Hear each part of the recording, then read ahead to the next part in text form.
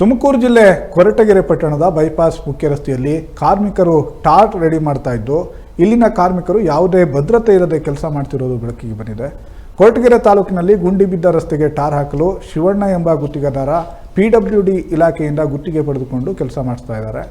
ಗುಂಡಿ ಬಿದ್ದ ರಸ್ತೆಗೆ ಟಾರ್ ಹಾಕಲು ಹಾವೇರಿಯಿಂದ 15 ಮಂದಿಗಿಂತ ಹೆಚ್ಚು ಬಡ ಕಾರ್ಮಿಕರು ಬಂದಿದ್ದಾರೆ. ಆದರೆ ಈ ಬಡ ಕಾರ್ಮಿಕರಿಗೆ ಗುತ್ತಿಗೆದಾರ ಆಗಿರ್ಬೋದು ಅಥವಾ PWD ಇಲಾಖೆ ಅಧಿಕಾರಿಗಳಾಗಲಿ ಯಾವುದೇ ಸುರಕ್ಷತೆ ವಸ್ತುಗಳನ್ನು ಕೊಟ್ಟಿಲ್ಲ, ಸುರಕ್ಷತೆಯನ್ನು ಕೂಡ ಗಣನೆಗೆ ತೆಗೆದುಕೊಂಡಿಲ್ಲ. ಟಾರ್ ಉತ್ಪತ್ತಿ ಮಾಡುವಾಗ ಬೇಕಾದ ಕನಿಷ್ಠ ಗ್ಲೌಸ್ಗಳನ್ನು ಕೂಡ ನೀಡಿಲ್ಲ. ಗ್ಲೌಸ್ಗಳಿಲ್ಲದೆ ಕುದಿಯುತ್ತಿರುವ ಟಾರನ್ನು ಬಕೆಟ್ಗಳಲ್ಲಿ ತುಂಬಿಕೊಂಡು ಸಾಗಿಸ್ತಾ ಇದ್ದಾರೆ.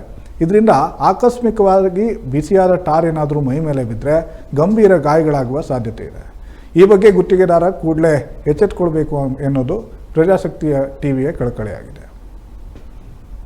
ಮೇಡಮ್, ಈ ಸುದ್ದಿ ನಿಜವಾಗಿಯೂ PWD ಅಧಿಕಾರಿಗಳಿರ್ಬೋದು, ಕಾರ್ಮಿಕ ಇಲಾಖೆ ಅಧಿಕಾರಿಗಳಾಗಿರ್ಬೋದು ನೋಡಲೇಬೇಕು. ಯಾಕಂದರೆ 15ಕ್ಕಿಂತ ಹೆಚ್ಚು ಕಾರ್ಮಿಕರು ಅಲ್ಲಿ ಕೆಲಸ ಮಾಡ್ತಾ ಇದ್ದಾರೆ. ಅವ್ರಿಗೆ ಯಾವುದೇ ಸುರಕ್ಷತೆಯ ದೃಷ್ಟಿಯಿಂದ ಅವ್ರನ್ನ ನಡೆಸ್ಕೊಳ್ತಾ ಇಲ್ಲ, ಅವ್ರಿಗೆ ಯಾವುದೇ ಒಂದು ವಸ್ತುಗಳನ್ನ ಕೊಡ್ತಾ ಇಲ್ಲ. ಈ ರೀತಿ ಆದರೆ ಯಾಕಂದ್ರೆ ಬಿಸಿ ಟಾರ್ ಸುರಿದ್ರೆ ಏನಾಗುತ್ತೆ ಅನ್ನೋದು ನಾವು ಕೆಲವು ದೃಶ್ಯಾವಳಿಗಳಲ್ಲಿ ನೋಡಿದೀವಿ. ಇಲ್ಲಿ ಏನಾಗುತ್ತೆ ಅಂದ್ರೆ ಆ ಬಡವರ ಅನಿವಾರ್ಯತೆನ ಇವರು ದುರ್ಬಳಕೆ ಮಾಡ್ಕೊಳ್ತಾ ಇರೋದು. ಅದೇ ಆ ಜಾಗದಲ್ಲಿ ಕರೆಕ್ಟಾಗಿ ಟರ್ಮ್ಸ್ ಅಂಡ್ ಕಂಡೀಷನ್ ಸ್ವಲ್ಪ ಜ್ಞಾನ ಉಳ್ಳವರು ಯಾರಾದ್ರೂ ಇದ್ದಿದ್ರೆ ಟಾರ್ ಹಾಕೋ ಮುಂಚೆ ಅವ್ರಿಗೆ ಶೂಸ್ ಕೊಡಬೇಕು. ಹೌದು, ಮೊಣಕಾಲ್ವರೆಗೂ ರಬ್ಬರ್ ಶೂಸ್ ಕೊಡಬೇಕು, ಗ್ಲೌಸ್ ಕೊಡಬೇಕು. ಒಂದೇ ಒಂದು ಬಿಸಿನೀರು ನಾವೇನು ಬೇಡ, ನಾವು ಕುಡಿತಿರೋ ಕಾಫಿ ಚಪ್ಪಲ್ ಹಾಕೊಂಡು ಕೆಲಸ ಮಾಡ್ತಾ ಇದ್ದಾರೆ. ಚಪ್ಪಲ್ ಅದೇನಾದ್ರೂ ಒಂದು ಚೂರ್ ಸಿಡಿದ್ರೆ ಬರೀ ಚರ್ಮ ಸುಟ್ಟೋಗೋದಲ್ಲ ಹರ್ಷ, ಇಡೀ ಆ ಭಾಗ ಅಷ್ಟು ಸುಟ್ಟೋಗುತ್ತೆ. ಒಂದು ಮತ್ತೆ ಅಲ್ಲಿ ಎಷ್ಟು ಇವನ್ ಮೂಗಾಗ್ಲಿ ಅವ್ರಿಗೆ ಏನನ್ನೂ ಪ್ರಿಕಾಕ್ಷನ್ಸೇ ಕೊಡದೆ ಇವ್ರಿಗೇನು ಬರೀ ಕೆಲಸ ಆಗಬೇಕು, ಅದೆಲ್ಲ ಇವ್ರಿಗೇನು ಬೇಕಾಗಿಲ್ಲ. ಮತ್ತೆ ಈ ಥರ ಎಲ್ಲ ಘಟನೆಗಳು ನಡೆಯುವಂಥ ಸಂದರ್ಭದಲ್ಲಿ ಆ ಡಿಪಾರ್ಟ್ಮೆಂಟ್ ಅಧಿಕಾರಿಗಳು ಏನು ಮಾಡ್ತಿರ್ತಾರೋ ಗೊತ್ತಿಲ್ಲ, ನಿಮಗೆಲ್ಲ ಅದೇ ಕೆಲಸನೇ ಇರೋದು.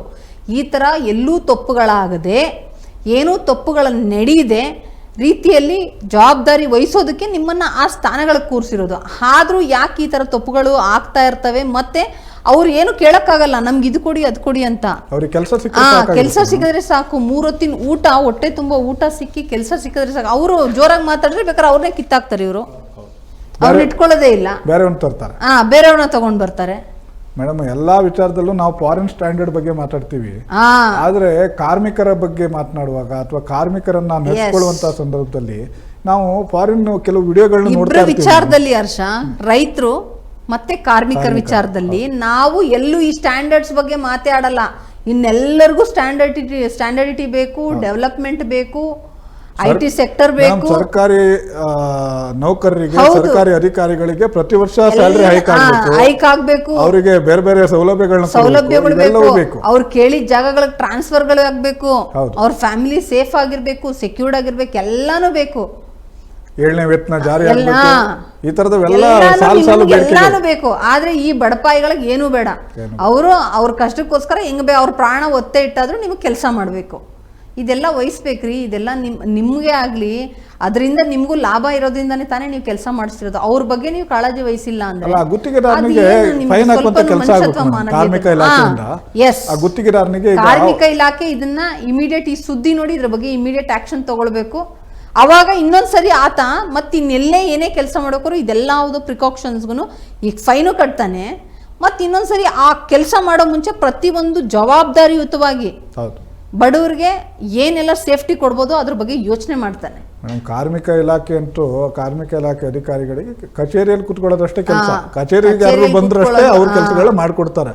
ಸ್ಪಾಟ್ಗೆ ಹೋಗ್ಬೇಕು, ಹೌದು, ಅವ್ರೆಲ್ಲೂ ಹೋಗಂಗಿಲ್ಲ. ಅವ್ರ ಮುಂದಕ್ಕೆ ಬಂದ್ರೆ ಅಲ್ಲ ಮೇಡಮ್, ಈಗ ಒಂದು ದಿವಸ ರಜೆ ಹಾಕಿದ್ರೆ ಎಷ್ಟು ಕಷ್ಟ ಆಗುತ್ತೆ ಅಂತ ಅವ್ರಿಗೆ ಗೊತ್ತಿರುತ್ತೆ. ಆ ಒಂದು ದಿವಸ ಕೆಲಸ ಬಿಟ್ಟು ಕಚೇರಿಗೆ ಯಾರು ಹೋಗ್ತಾರೆ ಮೇಡಮ್? ಮತ್ತೆ ಕೆಲವರಿಗೆ ಅರಿವು ಇರೋದಿಲ್ಲ, ಇದೆಲ್ಲ ನಮ್ಗೆ ಬೇಕು, ಇದರಿಂದ ಏನು ತೊಂದರೆ ಆಗುತ್ತೆ ಅಂತ ಕೂಡ ಕಾರ್ಮಿಕರಿಗೆ ಗೊತ್ತಿರೋದಿಲ್ಲ. ಹೀಗಿರುವಾಗ ಅಧಿಕಾರಿಗಳು ಅದನ್ನ ಕರೆಕ್ಟ್ ಆಗಿ ಮಾಡಿದ್ರೆ ಅವ್ರಿಗೆ ಗಮನ ಹರಿಸ್ಬೇಕು. ನಿಮ್ ಕೆಲಸನ ನೀವು ಕರೆಕ್ಟ್ ಆಗಿ ಮಾಡಿ, ಬೇರೆ ಏನು ಮಾಡಬೇಡಿ. ಬೇರೆ ಎಲ್ಲಾದ್ರ ಬಗ್ಗೆ ತಲೆ ಕೆಡಿಸ್ಕೊಳ್ಳೋದು. ನಿಮ್ಮ ಕೆಲಸ ಏನಿದೆ, ನಿಮ್ ಕರ್ತವ್ಯ ಏನಿದೆ ಅದನ್ನ ಕರೆಕ್ಟ್ ಆಗಿ ನಡೆಸ್ಕೊಂಡು ಹೋಗ್ಬಿಟ್ರೆ ಈ ತರ ತೊಂದರೆಗಳು, ತಾಪತ್ರೆಗಳು ಮತ್ತೆ ತಪ್ಪುಗಳು ಆಗೋದೇ ಇಲ್ಲ.